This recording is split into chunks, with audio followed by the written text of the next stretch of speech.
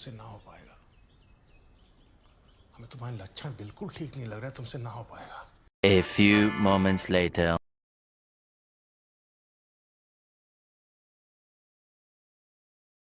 Hello guys, how are you? I think you are absolutely fine. ମୁଁ ଆପଣଙ୍କୁ ସ୍ୱାଗତ କରୁଛି ମୋର ଆଉ ଗୋଟେ ଭିଡ଼ିଓକୁ। କିନ୍ତୁ ଏ ଭିଡ଼ିଓରେ ନା ରହିଛି କିଛି ଭ୍ଲଗ୍, ନା ରହିଛି କିଛି ସେଲିବ୍ରେସନ୍, ଏମିତି ବି ଏ ଭିଡ଼ିଓରେ କିଛି ବି ନାହିଁ। କିନ୍ତୁ এই ଭିଡ଼ିଓରେ ଆମେ କିଛି ଶିଖିବା ଆଉ ଅନ୍ୟକୁ ଶିଖେଇବା। ତେବେ ଚାଲନ୍ତୁ, ତେବେ ଶିଖିବା କ'ଣ? କ୍ୱାଇଟ୍ କ୍ୱେଶ୍ଚିନେବଲ୍। ସୋ ଆଜି ଆମେ ଶିଖିବା ଯେ ଆମ ମ୍ୟାନେଜମେଣ୍ଟ ଷ୍ଟୁଡେଣ୍ଟଙ୍କ ପାଇଁ ସବୁଠାରୁ ବଡ଼ ଚ୍ୟାଲେଞ୍ଜ କ'ଣ ନା ଟାଏ କିପରି ବାନ୍ଧିବା, ହାଉ ଟୁ ନଟ୍ ଏ ଟାଏ। କାରଣ ସମୟ ବହୁତ କମ୍ ଥାଏ, ସେଇ କମ୍ ସମୟ ଭିତରେ ଆମେ କେମିତି ଟାଏ ବାନ୍ଧିବା ଆଉ ଶୀଘ୍ର ଶୀଘ୍ର କଲେଜ କିମ୍ବା ଅଫିସରେ ଆମେ ପହଞ୍ଚି ଯାଇପାରିବା। So let's go, so let's start how to knot a tie in proper way. Guys, ଆମ ହାତରେ ଆସିଯାଇଛି ଗୋଟିଏ ଟାଏ। ଟାଏ ବାନ୍ଧିଲା ବେଳେ ଗୋଟିଏ ଜିନିଷ ସବୁବେଳେ ମନେ ରଖିବେ, ନା ଅଧିକା ଲମ୍ବା ରଖିବେ ନା ଅଧିକା ଛୋଟ ରଖିବେ। ତେଣୁକରି ରଖିବେ କେତିକି ଦେଖନ୍ତୁ, ଏଇଟା ହେଉଛି ଅଣ୍ଟା, ଅଣ୍ଟାରୁ ଜଷ୍ଟ ଏତିକି, ଏଇ ବେକରୁ ଅଣ୍ଟା ପର୍ଯ୍ୟନ୍ତ ଏତିକି ଲେନ୍ଥ ହିଁ ଆମର ଟାଏ ରହିବ। ଦେଖିପାରୁଥିବେ ଏତିକି ଲେନ୍ଥ। କେମିତି ମାପିବେ, କେମିତି ଆପଣଙ୍କର ଅଣ୍ଟା ଯେଉଁଠି ଆପଣଙ୍କର ବେଲ୍ଟ ପିନ୍ଧୁଛନ୍ତି ସେଇଠୁ ଆପଣଙ୍କର ବେକ ପର୍ଯ୍ୟନ୍ତ ସେତିକି ପର୍ଯ୍ୟନ୍ତ ଟାଏ ରହିବ। ବୁଝିପାରିଲେ ତ? ଏତିକି ରହିବ ଆମର ଟାଏ। ଆଉ ଇଏ କ'ଣ ରହିଲା? ଇଏ ହେଲା ଆମର ରେଷ୍ଟ ଅଫ୍ ପିସ୍। ତାହେଲେ ଏଇ ରେଷ୍ଟ ଅଫ୍ ପିସ୍ରେ ଆମେ କ'ଣ ନା ଭି ସେପ୍ ଆଣିବା। ଭି ସେପ୍ ଆଣିବା ସହିତ ଆମେ କ'ଣ କରିବା ନା ଟାଏର ଲମ୍ବାଇ ଅନୁସାରେ ଆପଣ ଯେତିକି ପାରିବେ ସେତିକି ଆପଣ ରଖିପାରିବେ ଆପଣଙ୍କ ହାଇଟ୍ ଅନୁସାରେ।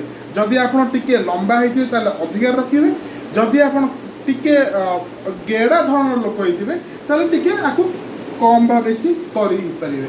ମୋ ହାଇଟ୍ ଅନୁସାରେ ମୋତେ ଏତିକି ସୁଇଟେବଲ୍, ତ ମୁଁ ଏତିକି ରଖୁଛି। এইটা ହେଲା ଛୋଟ ଖଣ୍ଡକ, এইটা ହେଲା ବଡ଼ ଖଣ୍ଡକ। ଆମେ ଫାଷ୍ଟ ଏମିତି ଦୁଇଟି ସେଗମେଣ୍ଟରେ ତାକୁ ବାଣ୍ଟିବା, ଗୋଟେ ହେଲା ବଡ଼, ଗୋଟେ ଛୋଟ। ପ୍ରଥମେ ଛୋଟ ଖଣ୍ଡକୁ ତଳେ ରଖିବା, ଦେଖନ୍ତୁ ତା ଉପରେ ବଡ଼ ଖଣ୍ଡଟିକୁ ରଖିବା, ଦେଖିପାରୁଥିବେ।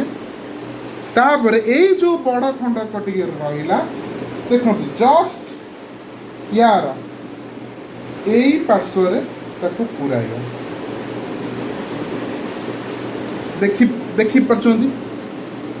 ବାସ୍, ଏଇ ଯେଉଁ ଖଣ୍ଡକର ରହିଲା ବର୍ତ୍ତମାନ ଆମେ ଏଇପଟେ ପୁରେଇଥିଲେ, ତାକୁ ଆମେ ପୁନର୍ବାର ଏଇପଟେ ଭର୍ତ୍ତି କରିବା। ଦେଖନ୍ତୁ ବର୍ତ୍ତମାନ ଦୁଇଟା ଷ୍ଟ୍ରିପ୍ ପଡ଼ିଲା, ଏଟା ଗୋଟେ ଷ୍ଟ୍ରିପ୍ ପଡ଼ିଲା, ଏଟା ଗୋଟେ ଷ୍ଟ୍ରିପ୍ ପଡ଼ିଲା। ପାଖାପାଖି ଆମର ଭି ସେପ୍ ଆସିନାହିଁ, କାରଣ ଏଟା ହେଉଛି ଉପର ଷ୍ଟ୍ରିପ୍, ଏଟା ହେଉଛି ମଝି ଷ୍ଟ୍ରିପ୍। ତାପରେ ଆମେ ତାକୁ ଆଉ ଗୋଟେ ଷ୍ଟ୍ରିପ୍ କରିବା। ଦେଖନ୍ତୁ ବର୍ତ୍ତମାନ ଆମର ସମ୍ପୂର୍ଣ୍ଣ ଭି ସେପ୍ ଆସିଯାଇଛି। କିନ୍ତୁ ଭି ସେପ୍ ଆସିଯାଇଛି, ତାକୁ ଆଉ ଟିକେ ମୋଡ଼ିଫାଏ କରିବା ପାଇଁ କ'ଣ କରିବା, ଏଇ ଯେଉଁ ଲମ୍ବା ପଟଟାକୁ ତାକୁ ୟାର ଆଉ ଏପଟେ ସେପଟ କରି ଭର୍ତ୍ତି କରିବାନି, ୟା ଉପରେ ଆଣିବା।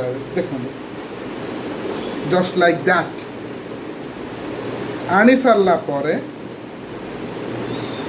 এই যে ভিতরে এই যে হোল ভিতরে এটাকে পুরে দাও।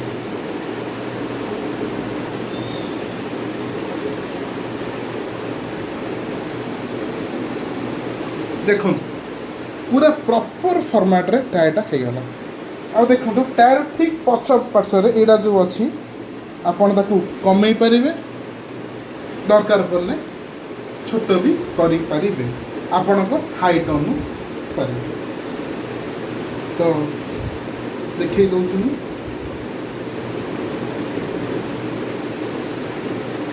ଦେଖନ୍ତୁ